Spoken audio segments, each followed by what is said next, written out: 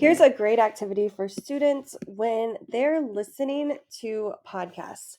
So the first thing is students are going to listen to an episode. For this activity, the students were going to listen to this episode right here. It's called The Princess. And you can come here and you can actually on this website view the transcript. So what I did is I had this activity for students as well, so they could listen, but then they also had the transcript to go and pull textual evidence from this episode. So if we're going back, that was the first step, is they listened to the episode. So they just hit play. And what I love about this website is if you need to, you can download the episode and edit any ads or edit any portions that you need to. Once I had the students listen, they then annotated the transcript. So again, here was that transcript. The students came in, they used either text box to like kind of type some comments. They were able to come in here, add some audio comments about what they just listened to. They could voice type if they needed to. Students could draw or put like stars next to different things. Students could leave voice comments or again, video comments.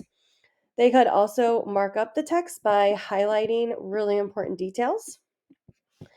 And after students used the transcript to annotate, then they started to answer. So they would pause and answer questions and discuss.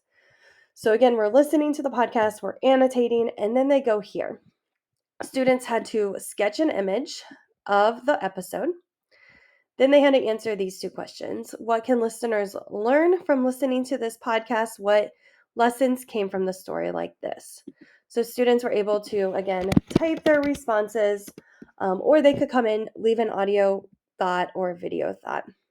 And then why do they think that the producer of this podcast chose to research and air this particular story? So students had to kind of think about what was the purpose of this episode. Was it to entertain, persuade, inform, or was it something else?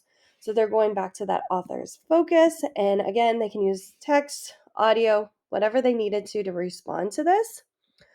For this question as well, I wanted them to use a certain color.